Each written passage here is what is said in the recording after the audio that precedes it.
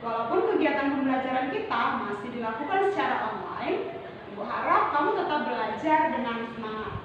Sebelum memulai kegiatan pelajaran kita, ada baiknya jika kita berdoa terlebih dahulu menurut ajaran agama dan kepercayaan kita masing-masing. Doa dimulai. Doa selesai. Selamat belajar.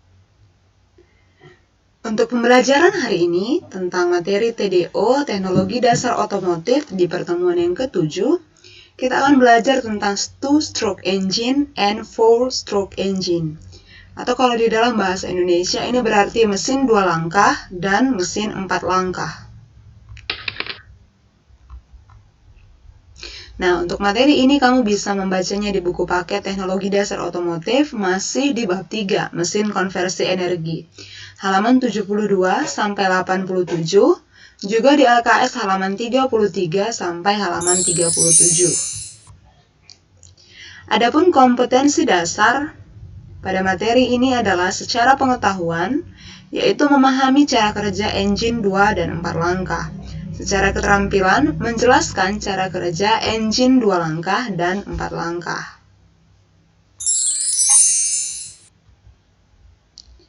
Kemudian indikator pembelajarannya, yaitu yang pertama, menganalisis cara kerja engine 2 langkah. Yang kedua, menganalisis cara kerja engine 4 langkah. Dan yang ketiga, membedakan cara kerja engine 2 langkah dan 4 langkah. Adapun tujuan pembelajaran, yaitu setelah kita selesai belajar tentang materi engine 2 langkah dan engine 4 langkah, maka kamu diharapkan mampu yang pertama, untuk menganalisis cara kerja engine 2 langkah dengan benar. Yang kedua, menganalisis cara kerja engine 4 langkah dengan benar. Dan yang ketiga, kamu mampu membedakan cara kerja engine 2 langkah dan engine 4 langkah. Nah, mesin atau engine itu bisa kita klasifikasikan berdasarkan langkah kerjanya. Motor, di sini Ibu tuliskan dia motor 2 langkah, motor itu berarti mesin penggerak. Nah, berdasarkan langkah kerjanya motor atau mesin itu bisa kita bedakan jadi dua jenis. Yang pertama motor 2 langkah, di dalam bahasa Inggris disebut two-stroke engine. Itu karena dalam satu siklus kerja atau satu putaran poros engkol diperlukan 2 langkah piston. Yang pertama disebut langkah isap dan yang kedua disebut langkah pembakaran dan buang. Yang pertama tadi isap dan kompresi berjalan sekaligus. Yang kedua langkah pembakaran dan buang berjalan sekaligus. Kemudian jenis yang kedua adalah motor 4 langkah, di dalam bahasa Inggris four-stroke engine. Ini artinya dalam satu siklus kerja atau satu putaran poros engkol diperlukan 4 langkah piston. Yang pertama adalah langkah pemasukan atau ada yang menyebutnya langkah isap atau langkah hisap. Yang kedua langkah kompresi. Yang ketiga langkah kerja atau langkah usaha. Yang keempat adalah langkah pembuangan. Nah, kita akan pelajari yang four-stroke engine atau yang mesin 4 langkah. Four-stroke engine yaitu sebuah mesin yang menghasilkan sebuah tenaga, apa saja yang bergerak atau bagaimana jumlah putarannya itu ada 3. Yang pertama, mesin 4 langkah itu berarti pistonnya bergerak 4 langkah naik dan turun, proses naik turun dari TMA ke TMB. Nah, lalu kruk asnya atau poros poros engkol akan bergerak 2 kali rotasi atau dia berputar 2 kali lingkaran, luas lingkaran yaitu 120 derajat. Dan yang ketiga, satu putaran noken as atau kamsafnya. Nah, dalam stroke engine kamu akan kenal istilah seperti berikut. Ada dia titik mati atas, atau kalau disingkat dia TMA. Di dalam bahasa Inggris dia disebut top dead center, yaitu posisi piston ketika berada dalam titik paling atas dalam silinder mesin. Nah, ingat, piston itu bergerak, naik dan turun di dalam silinder linear. Silinder linear itu melekat di blok silinder. Atau kalau piston itu berada pada titik paling jauh dari poros engkol atau crankshaft. Nah, ingat, jadi kalau TMA itu pistonnya di titik paling atas dalam silinder liner dan dia berada pada titik paling jauh dari poros engkol. Poros engkol ini disebut juga dengan crankshaft atau crook as, itu sama ya. Nah, lalu ada kata pembilasan, ada istilah pembilasan atau scavenging dalam bahasa Inggris, yaitu proses pengeluaran gas hasil pembakaran. Jadi nanti scavenging ini ada di langkah pembuangan. Lalu selain TMA, tadi ada TMB, ini titik mati bawah. Di dalam bahasa Inggris disebut bottom dead center. Ini sebaliknya, kalau tadi piston di titik paling atas, kalau bottom dia di titik paling bawah. Nah, ini juga disebut sebagai kondisi ketika piston berada pada titik paling dekat. Dia titik paling bawah, dia titik paling dekat dengan poros engkol, atau disebut juga dengan crankshaft, atau disebut juga dengan crook as, sama saja. Nah, kemudian crankshaft ini dia melekat di crankcase. Crankcase itu apa? Bak engkol mesin. Bak engkol mesin itu disebut juga sebagai ruang bilas.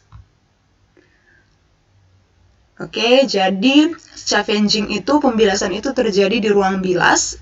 Ruang bilas itu disebut juga bak engkol mesin.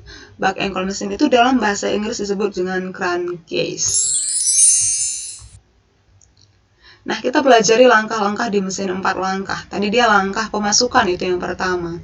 Langkah pemasukan itu disebut juga sebagai langkah hisap atau langkah isap, yaitu proses yang bertujuan untuk memasukkan udara dan bahan bakar ke dalam silinder. Proses dalam langkah hisap itu ada beberapa langkah, yaitu yang pertama, piston bergerak dari TMA, titik mati atas, posisi paling atas di silinder liner, menuju posisi paling bawah di silinder liner atau TMB. Kemudian yang kedua, clap in terbuka. Ingat, clap itu posisinya di head cylinder. Nah, clap in itu sama dengan katup pemasukan atau katup hisap. Dia terbuka. Nah, saat dia terbuka, maka bahan bakar akan masuk ke dalam silinder. Nah, kemudian crook as atau dia crankshaft-nya atau dia poros engkolnya akan berputar sebanyak setengah lingkaran atau 180 derajat. Dan noken as ini disebut juga dengan poros knock. Ingat, lokasinya dia di head cylinder yang ada bagian yang menonjol yang dia berputar mengakibatkan klepnya terbuka dan tertutup. Itu fungsi noken as, kan dia berputarnya 90 derajat. 90 derajat itu berarti dia membentuk sudut siku-siku atau besarnya seperempat lingkaran.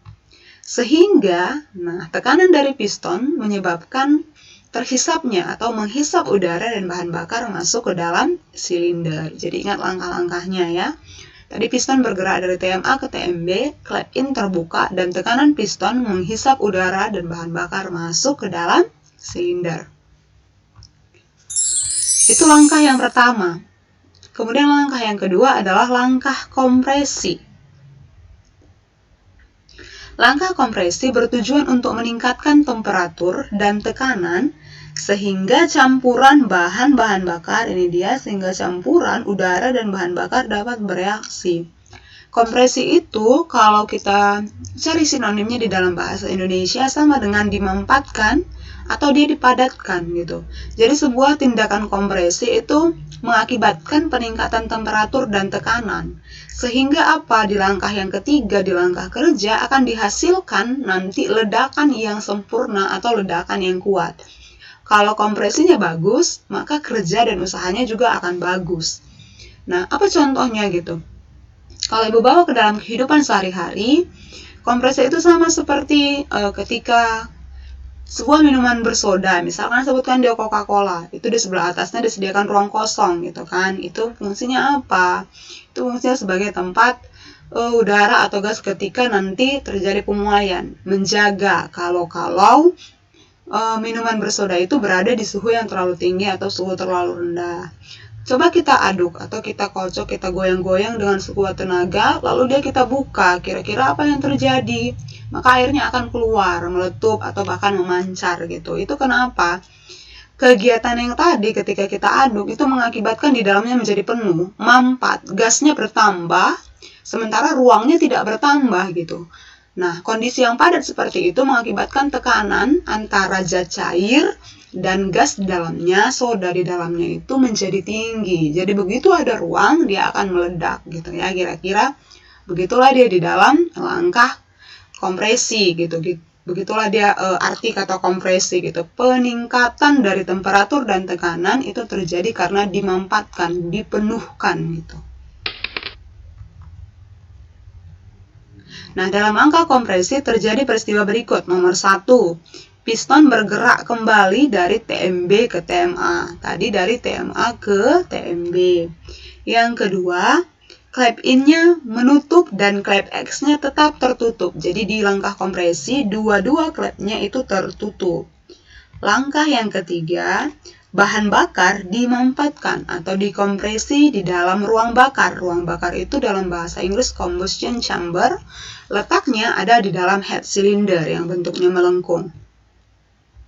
Kemudian langkah yang keempat, sebelum piston bergerak 15 derajat lagi dia bergerak ke TMA, maka busi sudah mulai menyalakan bunga api. Busi itu pemicu terjadinya api di dalam ruang bakar. Jadi di sini dia sudah mulai, setelah dikompresi baru suhunya akan dinaikkan gitu. Jadi tekanannya dulu, baru suhunya kemudian naik karena ada percikan bunga api dari si busi atau spark plug. Nah, untuk langkah yang kelima, kruk as mencapai satu rotasi penuh, yaitu satu lingkaran luasnya 360 derajat.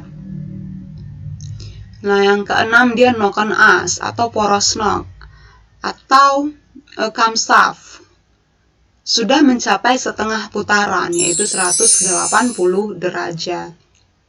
Nah, setelah langkah kompresi, kita masuk ke langkah yang ketiga disebut langkah kerja atau langkah tenaga. Ini sama saja.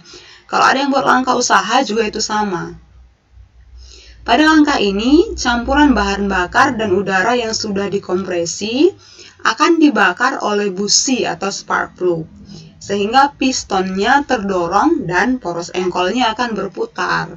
Di sini dia, maka saat mesinnya sudah pistonnya terdorong, poros engkolnya berputar, maka di sini mesin keretanya akan hidup, mesin sepeda motornya akan hidup, atau dihasilkan di sini usaha.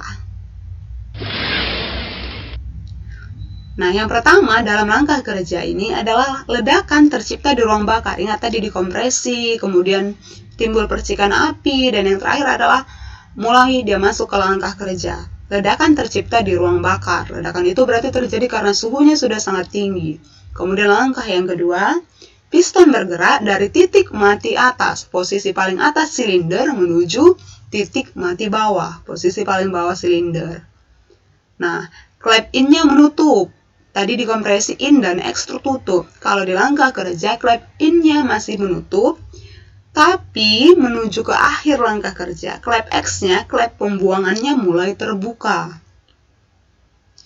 Nah, lalu terjadilah perubahan energi bolak-balik piston ini menjadi energi gerak pada kruk as atau pada poros engkol. Nah, kemudian poros engkolnya sudah dapat energi, dia berputar sehingga jumlah putarannya sudah mencapai 1,5 putaran atau 540 derajat. Dan knock-on as-nya sudah berputar 3/4, yaitu sekitar 270 derajat. Yang terakhir adalah langkah pembuangan. Pada langkah ini, katup buang membuka atau clap X-nya terbuka, sementara piston bergerak dari titik mati atas menuju titik mati bawah membuang gas hasil pembakaran. Untuk langkah yang pertama, piston akan bergerak dari titik mati bawah, posisi paling bawah silinder, menuju posisi semula, yaitu posisi paling atas. Kemudian clap X-nya tadi kan mulai membuka pada langkah kerja. Di langkah buang dia terbuka sempurna. Sementara clap in-nya dia tertutup penuh. Kemudian langkah yang ketiga, gas sisa hasil pembakaran didesak keluar oleh piston menuju knalpot. Yang keempat, kruk as-nya sudah melakukan 2 rotasi penuh atau 720 derajat, sedangkan knock-on as-nya sudah menyelesaikan 1 putaran penuh. Jadi langkah buang ini adalah langkah terakhir di cara kerja mesin 4 tak. Di sini semua sudah terlaksana sesuai dengan syarat terjadinya mesin 4 tak, cara kerja mesin 4 tak. Pistonnya sudah bergerak 4 kali naik dan turun, noken asnya sudah berputar 1 putaran penuh, dan kruk asnya atau poros engkolnya dia melakukan 2 kali putaran, yaitu 720 derajat. Jadi di mesin 4 tak itu ada 4 langkah, itu biasa disingkat dengan likup. L itu langkah, I itu isap, K itu kompresi, U itu usaha atau kerja, dan P itu pembuangan. Ingat ya, untuk mengingatnya mempermudahnya, kamu bisa hafal likup, langkah isap, kompresi, usaha, dan pembuangan. Nah, kemudian di mesin 4 tak ada itu istilah overlap. Overlap itu merupakan sebuah kondisi di mana kedua klep, yaitu klep in dan klep X atau klep out, berada dalam posisi sedikit terbuka. Artinya dia tidak benar-benar tertutup. Ini terjadi pada akhir langkah pembuangan menuju awal langkah hisap. Jadi ini adalah kondisi dari langkah 4, tadi langkah buang, menuju kembali ke langkah 1, langkah hisap. Kedua klepnya tidak tertutup rapat. Dia sedikit terbuka, artinya masih terjadi proses pembuangan, makanya klep X-nya belum tertutup, tapi akan terjadi pemasukan, maka klep in-nya sudah mulai terbuka. Itu namanya overlap. Apa tujuannya? Kita lihat. Manfaat dari overlapping itu yang pertama adalah berfungsi sebagai pembilasan ruang bakar, yaitu piston dan silinder dari sisa pembakaran. Yang kedua, berfungsi sebagai pendinginan suhu di ruang bakar. Jadi itu celah yang sedikit terbuka dimanfaatkan sebagai tempat pertukaran udara. Kemudian membantu exhaust scavenging, yaitu pelepasan gas buang. Nah, untuk mesin 2 langkah atau two-stroke engine itu artinya dalam satu siklus kerja terjadi 2 langkah. 1 putaran poros engkol diperlukan 2 langkah. Yang pertama langkah isap dan kompresi terjadi sekaligus. Untuk langkah yang kedua, langkah pembakaran dan buang itu terjadi sekaligus. Tapi karena spesifikasi kita bekerja sama dengan Honda, dan Honda itu tidak mengeluarkan two-stroke engine. Sepeda motor yang dikeluarkannya adalah sepeda motor yang 4 langkah atau 4-stroke engine. Maka kita akan fokus untuk membahas 4 langkah kerja di mesin sepeda motor. Nah, mesin 2 tak atau 2 langkah dan 4 langkah itu punya perbedaan. Yang pertama, pada mesin 2 langkah, 1 kali proses pembakaran dihasilkan oleh 1 kali putaran poros engkol atau crankshaft. Sementara pada mesin 4 tak atau mesin 4 langkah, proses pembakaran itu akan dihasilkan oleh 2 putaran poros engkol. Yang kedua, pada mesin 2 langkah tidak diperlukan mekanisme katup, karena umumnya mesin 2 langkah itu dia tidak punya katup in dan katup X, atau tidak ada katup di head silindernya. Sementara pada mesin 4 tak seperti yang sudah kita amati, di head silindernya ada katup. Ada 2 jenis katup, yaitu katup in, katup masuk, dan katup X. Kemudian yang ketiga, untuk mesin 2 langkah, lubang pemasukan dan lubang pembuangannya terdapat di dinding silindernya. Kalau pada mesin 4 tak terdapat di silinder headnya, yaitu di klep in dan klep X. Perbedaan yang terakhir, kalau mesin 2 tak dia menggunakan oli samping. Oli samping itu dia oli yang dicampur dengan bahan bakar. Sementara kalau pada mesin 4 tak, kita hanya menggunakan oli sebagai pelumas, tidak perlu dicampur dengan bahan bakar. Nah, kemudian mesin 2 tak itu punya kelebihan dibanding mesin 4 tak. Ada loh sepeda motor atau kendaraan yang dibuat dari mesin 2 tak. Itu bisa kamu search sendiri, karena kita akan bahas yang mesin 4 tak saja. Nah, mesin 2 tak ini yang pertama lebih bertenaga dibanding 4 tak. Lebih kecil dan lebih ringan. Yang ketiga, biaya produksinya lebih murah dibanding mesin 4 tak. Tapi tidak banyak diproduksi. Kenapa? Karena kekurangannya juga lebih banyak dibanding kelebihannya. Yang pertama, efisiensinya lebih rendah. Yang kedua, mesin 2 tak memerlukan oli samping. Ini tadi oli yang dicampur bahan bakar untuk pelumasan. Sementara kan 4 tak pakai oli saja. Yang ketiga, biaya operasional mesin 2 tak lebih mahal. Tadi biaya produksinya memang murah, artinya karena ukurannya lebih kecil, maka bahan yang digunakan lebih kecil, dia dibuat lebih mudah, maka biaya produksinya murah. Tapi dalam menjalankan, dalam menjaganya, memeliharanya, operasional penggunaan, dia lebih mahal. Kenapa lebih mahal? Karena usia suku cadangnya dalam komponen ruang bakarnya juga lebih rendah, jadi otomatis dia mungkin akan lebih cepat rusak, lebih cepat diganti dibanding mesin 4 tak. Kemudian alasan yang paling penting lagi adalah mesin 2 tak itu menghasilkan polusi udara yang lebih besar dibanding mesin 4 tak, sehingga akan mengakibatkan pencemaran lingkungan. Nah, sampai di situ penjelasan Ibu tentang perbedaan dari mesin 2 tak atau two-stroke engine dan mesin 4 langkah atau four-stroke engine. Ibu harap kamu memahaminya. Jika kemudian kamu tidak paham, Ibu mohon kamu menggali lebih dalam dari internet. Kamu bisa membaca dari buku paket atau dari LKS, atau kamu juga bisa bertanya secara langsung saat kita bertemu di kegiatan praktikum. Untuk pertemuan berikutnya, kita akan belajar tentang dasar pembentukan logam. Demikianlah kegiatan pembelajaran kita pada hari ini. Ibu harap apa yang sudah Ibu jelaskan dapat kamu mengerti. Ibu sudah menyiapkan soal untuk kamu kerjakan. Jika dalam mengerjakan tugas kamu mengalami kesulitan atau kamu tidak dapat menyelesaikannya, kamu dapat bertanya pada Ibu melalui forum diskusi. Baiklah, sebelum mengakhiri kegiatan pelajaran ini, ada baiknya kita berdoa terlebih dahulu menurut ajaran agama kita masing-masing. Doa dimulai. Doa selesai. Sampai jumpa di pertemuan berikutnya. Salam sehat dari Ibu untuk kita semua.